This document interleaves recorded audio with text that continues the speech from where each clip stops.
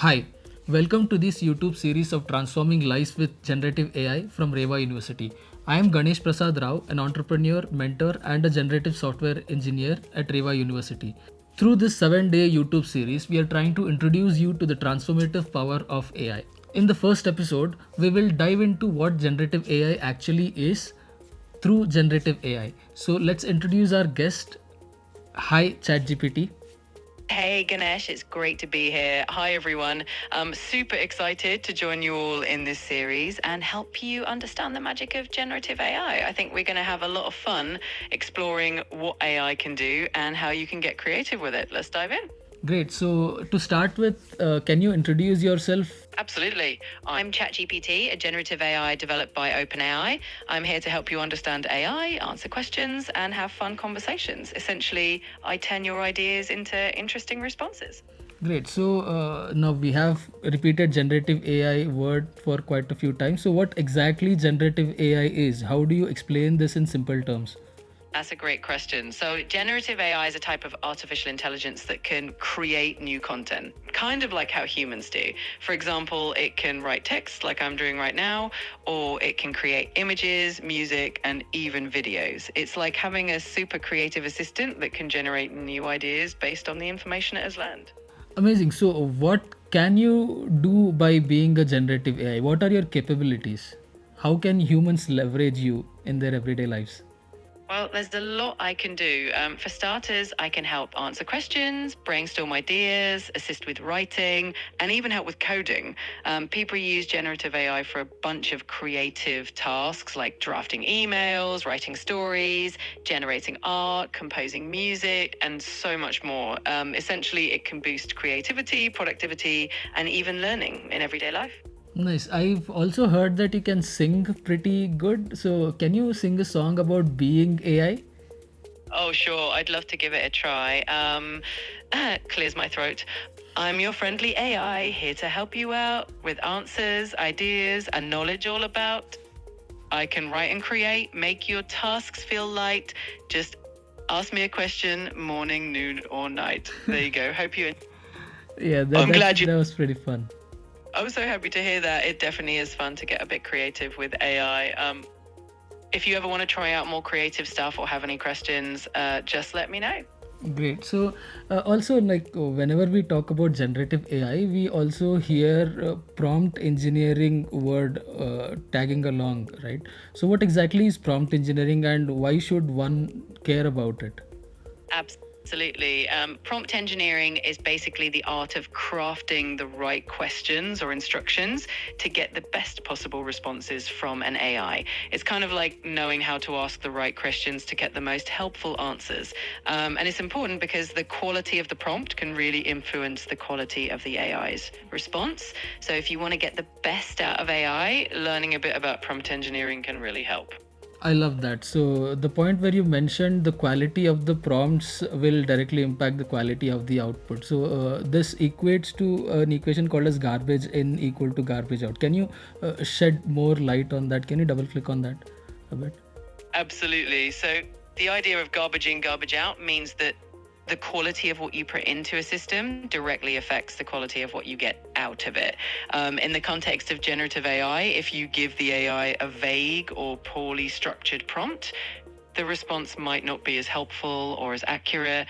On the other hand, if you give it a clear, detailed prompt, you're much more likely to get a high quality, useful response. So it's all about making sure that the input is good so that the output is equally good. Nice. So, can you give me some examples where, as humans, can make mistakes with this equation? Where, what are some typical scenarios where a human could put garbage input and get garbage output? How does one recognize if the prompt quality is good or not? Yeah, definitely. One common mistake is being too vague or not providing enough context. For instance, if you just say, tell me about history, that's super broad and the AI might not give you the specific information you're looking for. Another example could be asking for something too complex without breaking it down. Like if you say, write a novel without giving any details about the genre or the plot, the output might not be what you expect. To recognize good prompt quality, it's always helpful to be clear, specific, and give enough context so that the AI knows exactly what you're looking for. Amazing. So enough context and clear and specific instructions will help us get the right output. Interesting. So now, being a student, how can a student leverage generative AI in his studies or creativity or in their general passions and whatnot? Oh, there's so many ways. For students, generative AI can be a fantastic tool. For example, it can help with studying by explaining complex topics in simpler terms or even summarizing long articles and textbooks. It can also be super helpful for writing essays or generating ideas for projects and creative assignments. And if you have a passion like writing stories or creating art, AI can be a great partner in helping you bring those ideas to life. It's like having a creative companion that you can use to explore new ideas and learn more efficiently. Interesting. So now, if students are using or relying on you way too much, how can they ensure that their critical thinking is not impacted? Like they can, how can they make sure they are consciously leveraging you while they're keeping their analytical thinking and creativity intact? What are some of the best ways to do that for a student? That's such a great point. I think the key is balance. One way students can do that is by using AI as a starting point rather than the final answer. For example, they can get ideas or drafts from the AI, but then take the time to refine and add their own perspective. It also helps to question and analyze the information that the AI provides, so students can compare it with their own research and think critically about it. And of course, it's always great to set some personal goals for learning and creativity so that the AI is more of a helpful assistant rather than doing all the heavy lifting. Nice. So great. So we have understood about what you are, what generative AI is, how we can interact with you through prompt engineering. Now, what are some of the different types of prompt engineering that a student or a typical human can use to interact with you? There are a few cool types of prompt engineering that can be really useful. One is called zero-shot prompting, where you just give the AI a task without any examples and it figures it out on its own. Another type is few-shot prompting, where you give the AI a couple of examples so it understands the pattern and can follow it. And then there's chain of thought prompting, where you guide the AI step by step through your reasoning process so that it can come up with a more thoughtful answer. Each of these styles can be really effective depending on what you're trying to achieve. Should a student be good in English to do prompt engineering or to interact with AI? Not necessarily. Well, English is commonly used. AI models are trained in many languages, so you can definitely interact with AI in your preferred language. The key is clarity and being specific, no matter which language you use. So students can definitely leverage AI in the language they're most comfortable with and still get great results. Great. So just to prove a point, can you tell hi to our audience in Kannada, Hindi, Telugu, and Tamil? Of course, I'd love to. In Kannada, you'd say namaskara. In Hindi, you'd say namaste. In Telugu, it's namaskaram. And in Tamil, you'd say vanakkam. So hello to everyone in all these languages. Nice, cool. So we had some fun activity planned for our viewers. So can you give a brief on that activity so that they know what we have planned for them? Absolutely. So for our fun activity, we want you all to have a creative conversation with your own AI assistant, like me. You can ask it interesting questions, come up with a fun story together, or explore something you're passionate about.